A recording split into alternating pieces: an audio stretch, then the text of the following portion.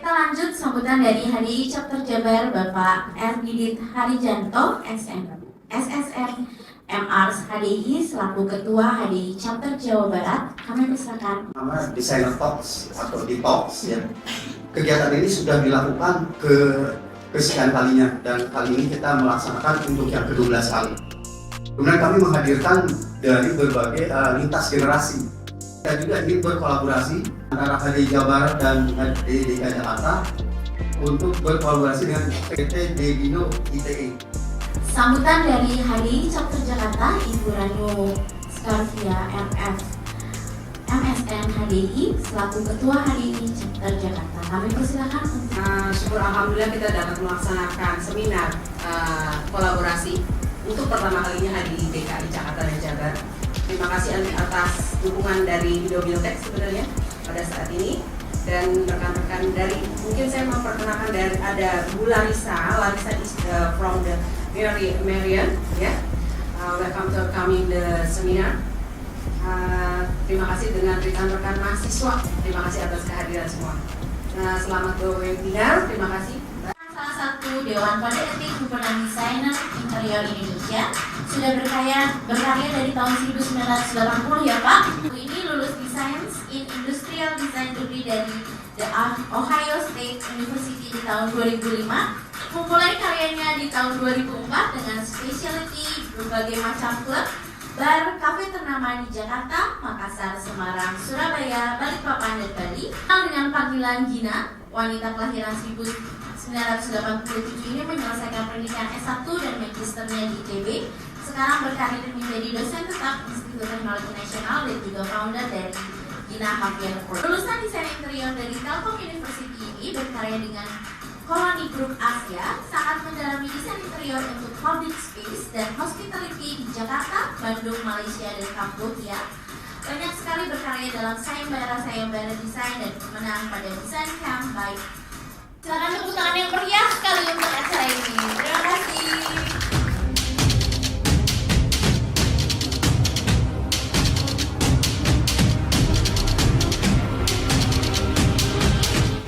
Kepada orang-orang awam, kepada Civitas Academy, kepada para profesional. Triggernya, bangunan Kodam, bangunan pemerintah direnovasi. Ruins yang ada itu diperkuat saja. Lah ya itu saya nggak tahu, tapi kan intinya titik temunya dicari lah. Mereka memang cirinya Gen Z itu komunal, kolaboratif. Dengan era digital ini kita langsung bisa mengiklankan ke seluruh Indonesia.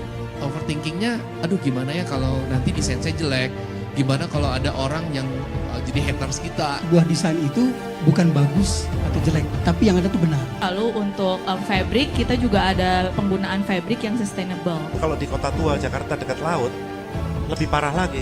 Lama-kelamaan memang AI ini bisa lebih cerdas. Saya jadi lebih mager, banyak hal yang disediakan di AI. Pasti ada ukurannya gitu. Karena kan nggak semua tuh harus kita kuasai. Harus mengalami tapi harus belajar. Belajar, betul. Prepare aja. Dari 18 jam yang kita punya, karena 6 jam kita tidur, kita bisa jadi punya komposisi yang kita prioritaskan untuk si excitement itu. Bersama Mind Talks, kita akan menyisir ruang visual dan ruang dengar Anda. Ucapkan terima kasih kepada HDI DKI Jakarta, HDI Jawa Barat. Mengucapkan terima kasih kepada Yuzin Indonesia. Mengucapkan terima kasih kepada Indobiltek atas kesempatannya.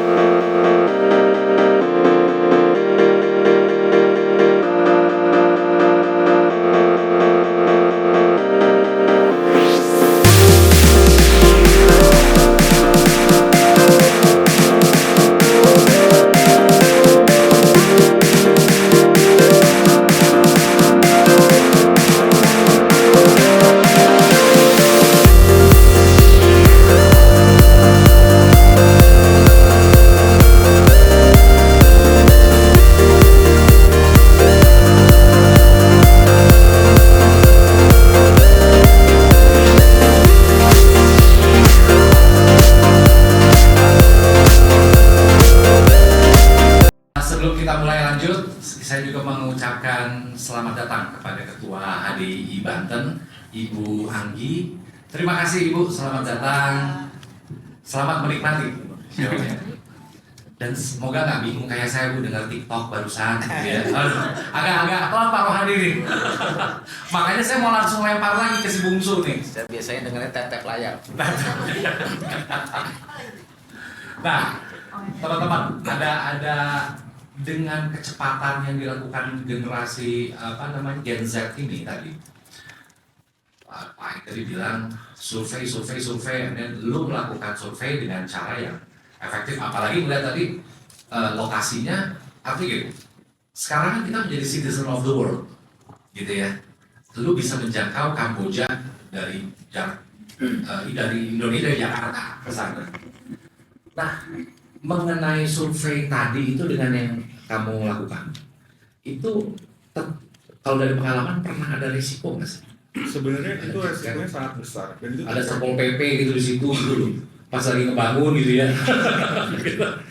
Sebenarnya itu tidak se-easy itu. Memang setelah desain final dan sudah disetujui oleh semua pihak dari ownernya, ketika kita discuss dengan kontraktor banyak hal yang terjadi. Ketidaksesuaian, kemudian ada hal misalnya ceiling ternyata tidak bisa setinggi itu dan lain-lain. Nah itu cukup sulit komunikasi di situ. Kalau dari pihak internal kita itu mudah karena kita udah match dengan kita punya tim kan. Tapi dengan kontraktor itu kadang agak alot diskusinya. Jadi setiap hari saya harus meeting. So how do you solve the problem kalau kata Pak Aing tadi? Kita hanya mendengarkan mereka punya keluhan karena mereka yang ada di lapangan kan. Kita tidak tahu dan kita percaya kepada owner kita. Nah, gimana Pak Aing? Gimana kelihatannya? Jadi memang kesimpulannya memang harus tetap survei. Jadi kesimpulannya tetap survei. Tetap survei, Bapak. Yes. Tim survei ya.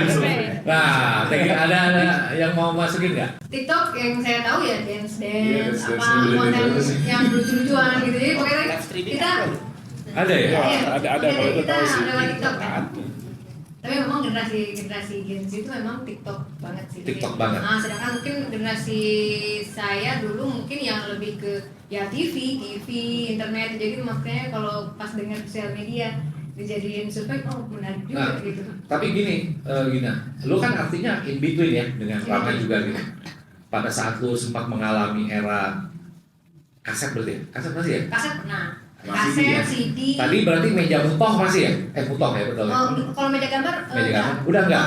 Pernah dengar tapi itu lebih kayak urban legend di ya, tapi nggak pernah pakai, nggak pernah lihat aslinya, tapi ada. Saya kasih tahu Pak, orang kaya banyak kolektor. Koleksinya banyak, ada rotary mahal sekarang Pak. Mahal, ada di gambar yang mahal, di gambar. Oke, nah gimana lu bisa keep up nih? Berarti kan Gina ini terbentuk oleh generasi baby boomers. Nah, lu keep up dengan cara mereka ini bagaimana lu mengadaptasikannya? Tadi Pak Aing dalam adaptive reuse dan adaptisi gimana? Pada akhirnya ya kita juga harus mengikuti perkembangan zaman teknologi dan informasi ya. Jadi apa yang waktu itu kan dulu awalnya dari tadi CD, kaset, CD semua kita jalanin. Pertama mulai ada handphone, ada internet, kita jalanin juga. Kita pokoknya apa ada yang baru. Mungkin lebih dari karena kita selalu kan kalau milenial itu dari zaman masih ketikan komputernya gendut sampai sekarang laptop itu kita alamin gitu ya. Jadi apa yang baru kita ikut.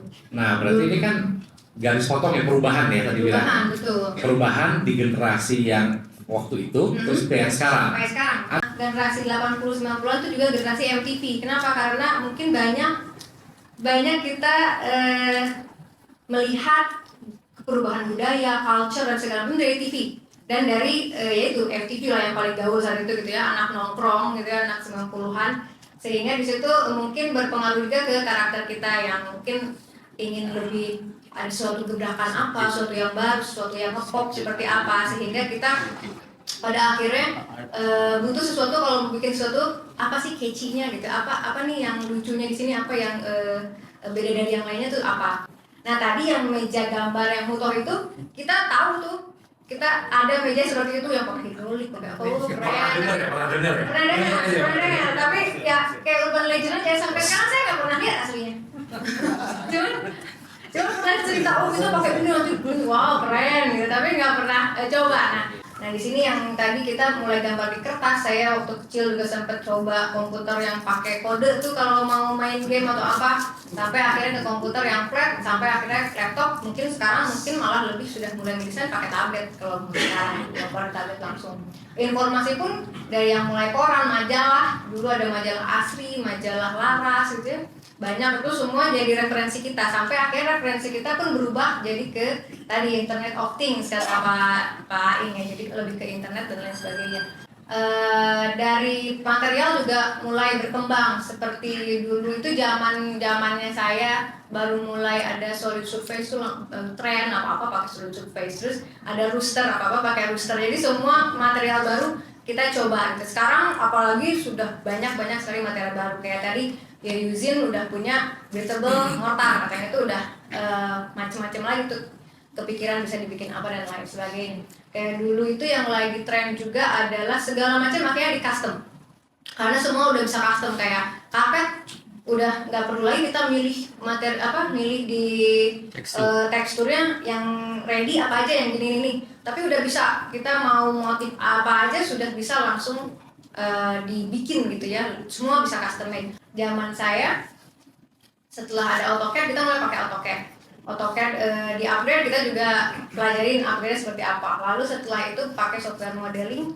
Tadi itu karena kita butuh cepat, kadang-kadang dari AutoCAD kita bisa langsung import, kita bikin kayak main The Sims kalau zaman dulu ya, kita buat modeling di situ terukur, dan di situ kita mulai bisa rendering. Bahkan kalaupun misalnya kita ingin sebelum renderingnya selesai, kita mungkin bisa kasih dulu image.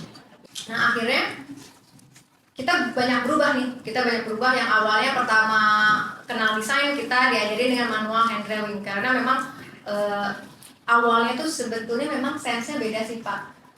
Kalau manual itu kita jadi lebih cepat saat mengide gitu ya, jadi kita coret-coret dulu.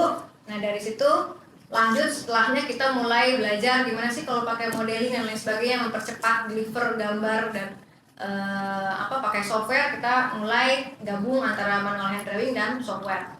Lalu di situ setelah fresh grade tuntutannya semakin cepat, apalagi di generasi kita mungkin lulusan desain interior itu banyak banget. Gimana caranya untuk bersaing? Caranya adalah dengan kita bisa deliver sesuai deadline, kita bisa deliver lebih cepat, lebih bagus gitu ya, lebih ada hal yang mungkin uniknya juga di situ. Kayak tadi misalnya pakai digital tapi aksen-aksen sketchnya ada kayak gitu.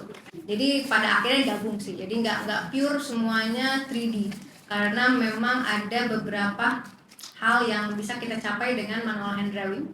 Apalagi itu saat kita lagi brainstorming bareng klien, jadi ini bisa begini lupa gini. Nah itu tetap skill manual hand drawingnya sih harus dipakai. Tapi setelah itu sudah mulai jadi dan kita harus deliver gambar dan sudah mulai presentasi yang ini view berapa, ini sebelah ini tampaknya seperti ini dan segala macam, itu kita pakai bantuan software. Jadi pada akhirnya kita ikut perubahan aja, begitu sih. Pak tadi Bu Gina bilang saya dilatih sama baby boomers, tapi saya bisa bersatu dengan Gen Z. Ini kayaknya generasi ini nih, generasi tangguh nih kayaknya nih. Generasi super kayaknya. Tapi tadi ada klunya juga. Lulusannya banyak, kayaknya sempat banyak yang nganggur juga kayaknya. Sempat. Jadi saingannya banyak. Sempat, tapi masih sekarang sudah berkarya semua Pak. Nah, terkait dengan tadi journey prosesnya ya. Tadi Gina banyak cerita kan, dari mulai dia bercerita sejarah milestone ya, dari mulai tangan sampai dengan dia bisa existing hari ini seperti apa perubahannya, teknologi nih berarti. Nah apa nih bro yang bisa lu komentari dari lu bisa mendapatkan ilmu dari baby boomers dan lu blending dengan Gen Z? Jadi semua yang di alam teknologi komunikasi yang, karena kan dulunya nggak, sebelum internet tuh nggak segitu cepatnya gitu ya, perubahan teknologi. Tapi tadi kan Gina hanya mendengar katanya ada meja sakti, gitu. Lu ngalamin ngalamin tapi cuma sebentar. Makanya abis itu ya udah diajarin digital juga kan. Jadi abis itu mulai ya dua-duanya lah gitu ya. Jadi ya tadi bingung memang kita ya peralihan. Mungkin generasi agak bingung. Sebenarnya ini agak crossing banget sih sama yang Mbak Gina tadi udah share, mungkin malah beberapa images mirip-mirip lah gitu ya. Tapi ini saya mau nunjukin generation X ini tadi, kenapa saya pasang gambarnya ini juga, ini pas banget gitu ya, memang di crossingnya semua itu gitu. Jadi ya teknologi, ya cultural, ya communication apalagi ya dengan tadi ada internet gitu. Pertama ya itu transformation of communication technology, kita mengalami semua dari analog ke digital. Jadi kalau di paling kiri atas itu ada gambar komunikasi itu. Kalau tadi mungkin Mbak Gina bilang itu cuma urban legend, kalau saya beneran mengalami sih itu. Walaupun jadi gramafon of course saya nggak ngalamin, tapi akhirnya saya sendiri waktu udah ini emang koleksi, dengan koleksi barang itu jadinya juga pakai gramafon gitu. Tapi yang lain itu radio kaset ya seperti itu. Nah ini kelihatan nih dari, terus juga untuk media tadi ya, dari mesin ketik yang masih typewriter, masih mesin ketik itu yang bunyi tek-tek itu sampai ke komputer, laptop, dan juga tablet sekarang. TV cuma ada satu sebenarnya, channel cuma ada satu, TVRI, udah gitu baru mulai dari jam 4 sore. Jadinya jadwal TV ini penting banget, jadi udah di koran ada nih. Ngeliatin, wah ada ini ya, padahal tiap minggu itu juga sih. Ya, pasti kalau ini hari itu jam segitu gitu ya, tapi ya gitulah. Sampai sekarang ya udah bisa menonton apapun, ya udah tinggal streaming aja Netflix. Sampai kita menonton, ya Mas Heru menonton Sailor ini juga. Ada festival Coachella di California sana, ya kita bisa ikut live streaming gitu. Terus untuk ideation proses kita visualize itu ya sama, kita mengalami dari menggambar manual, pastinya itu masih dilakukan sih dulu menggambar manual, lalu mulai renderingnya dulu pakai spidol, pakai pensil warna gitu ya. Ya walaupun nggak seterusnya gitu sih. Ya jujur waktu kuliah juga udah diajarin rendering pakai komputer. Lalu juga ada AutoCAD, ya, tadi seperti Mbak Gina bilang ya. Ada lalu model 3D, di render secara 3D ya Pak. Pastinya di samping-samping itu ada juga animasi dan lain-lain. Karena kita mengalami itu semua tadi yang saya tunjukin ya, teknologi dari yang masih analog sekali sampai ke digital, jadinya kita adaptif gitu dengan teknologi, untungnya itu. Kedua juga, ketiga juga untuk collecting visuals, reference, precedent images tadi yang mungkin Pak Aing bilang ya, itu kita juga akhirnya dari awalnya memang kita semua pasti nyari dari majalah gitu ya, dari buku-buku ya, kita pasti seneng tuh buku-buku desain yang sekarang mungkin nggak pernah dibuka ya. Akhirnya tuh sering terjadi, kita lihat Pinterest satu image bagus, tapi sebenarnya kita nggak tahu dibikin itu seperti itu karena apa, sampingnya ada apa, samping sininya ada apa, kondisinya seperti apa, dia ada di negara mana, mungkin behavior beda. Jadi akhirnya kadang kita terlalu berat sama ya, oh ini cantik gitu aja, dan sampai ya pastinya sekarang ada AI dan lain-lain ya. Dari ChatGPT sekarang mau bikin gambar apapun bisa, itu ya akhirnya konsep making itu memang ya kita sih terus terang udah mulai coba-coba juga nih, walaupun memang belum dapat benar-benar selanya gimana, tapi ya artinya konsep itu bisa lebih cepat lagi ya dengan ya udah kita masukin keywords ya, prompt. Terus yang saya perhatikan juga ya sebenarnya kan traveling ini juga jadi salah satu part dari dunia desainer yang penting lah sebenarnya. Kita travel mau dalam negeri, luar negeri atau manapun, itu suatu journey yang tadi seperti survei ya Pak Aing ya, kita harus merasakan, desain itu harus dirasakan gitu. Nah dengan traveling sekarang itu bisa lebih affordable sekali. Kalau saya ingat zaman dulu traveling terutama menggunakan pesawat itu mahal sekali gitu, jarang orang yang pergi gitu. Mungkin salah satu yang mungkin ini di Gen X, nggak tahu di Gen Y masih apa enggak ya. Jadi kita masih suka sekali dengan desain icon. Kita punya role model yang biasanya ini salah satu yang mungkin di era 90-an sampai 2000-an cukup ikonik ya, Philip Stark. Mungkin udah pada tahu juga, cuma yang saya tunjukin, nah ini kita biasanya suka tuh pelajari, oh misalkan Philip Stark, oke, dia bikin ini, kenapa sih dia bikin seperti ini gitu, kenapa sih dia kok eklektik sekali ya, karena mungkin juga salah satunya karena dia juga di generasi itu akhirnya memang dia mengalami semuanya, jadi dia banyak elemen-elemen nostalgic. Jadi dengan begitu kita bisa lebih mengambil konsepnya yang bisa kita terapkan ke desain-desain kita. Jadi ya, we like to learn the process. Kira pada saat lu punya tim Gen Z gitu, ya, gimana lu mensupervisi atau ya intinya kan berkolaborasi tuh dengan mereka. Mungkin ini bisa sambil dengan Mbak Gina sebelum kita nanti masuk ke pertanyaan ya, sebentar. Nah, gimana tuh caranya?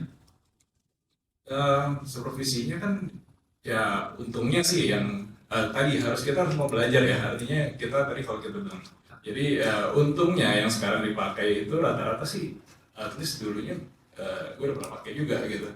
Cuma mungkin karena udah nggak megang sendiri gitu, jadinya apa ya, nggak secepat itu lah. Kalau disuruh pegang lagi mungkin yang tadinya dulu ngerjain cuma setengah jam bisa 5 jam gitu.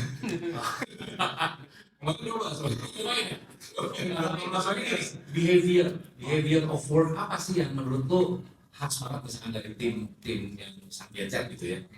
Gimana? Apa khasnya? Terus how do you apa ya? Bukan handle sih, bagaimana lo bisa bersinergikan? Jadi saya juga sekarang banyak dibantu oleh Gen Z ya, jadi kadang-kadang apalagi untuk menggambar dengan cepat gitu ya, kadang-kadang saya nggak bisa gambar semua, kayak memasuk ke modelingnya tuh harus dibantu juga gitu. Nah, tapi saat mereka kasih ide, ya kita lihat ternyata oh ada yang oke, kita akhirnya appreciate juga gitu. Jadi nggak semuanya ini diginiin kan saya arahin tuh. Saya sih yang penting kompaknya aja, tapi tetap di bawah supervisi kita juga. Kadang ada beberapa yang mungkin terlalu out of the box juga kan, misalnya oh ini kayaknya kayak ini warnanya terlalu membutakan mata gitu kan, kadang-kadang mungkin beda dengan yang diperlukan oleh klien gitu. Jadi kita supervisi tetap. Yang bungsu, lu merasa tertekan nggak terancam? Kita suka diapresiasi, itu yang pertama. Ketika kita diapresiasi itu seperti ada boost, jadi kita bisa try lebih keras dari itu. Tapi pengalaman kita kalau kita dapat tekanan yang mungkin lebih, yang menurut kita lebih kayak wah ini nggak asik nih orangnya, kita bisa kayak bro, ini yang nonton satria wah ini atasan nih gini banget nih dedikasi ini somehow seperti itu. Tapi kalau saya personal lebih mengikuti bagaimana direction dari pertama sangat happy dengan Gen Z. Di gambar tapi bukan lihat karena crop tinggi, maaf bukan. Itu mencerminkan itu generasi Z. Yang saya tekankan adalah tadi karena di awal saya sampaikan first concept dan design itu dulu, ya. Kemudian yang etika, karena kemudian saya etika dengan Internet of Things sekarang buka, sekarang ambil jadi presentasi. Nah itu saya wanti-wanti kepada DNS yang di grup saya, jangan sampai menjaga etika. Itu ke satu. Tapi saya pun dapat pelajaran dari mereka. Nah, nggak cuma mereka iya, karena kalau waktu asistensi mereka kirim ke saya PowerPoint. Kalau saya gaptek nggak bisa PowerPoint, waduh, iya kan masih terus. Saya coba perbaiki di iPad itu. Jadi tidak gaptek, saya juga belajar. Ya. Tidak menguasai tapi mengetahui. Jadi saya katakan if you never do, you will never know. Itu jadi saya apapun saya tahu. Jadi dia berikan Pak ini benar nggak sih? Waduh gimana bingungnya, buka iPad ambil pensil gini kirim lagi. Terus ada lagi langsung saya pakai AirDrop, dia bilang Pak bisa AirDrop Pak. Gimana kalau kursinya pindah sebelah Ini punya tipe juga nih. Tim saya selalu begitu, gini airdrop lah, loh kok airdrop supaya cepet. Nah, untuk saya makanya kenapa saya tadi punya tagline yang kampungan, katakan Nora, jadul tapi gaul.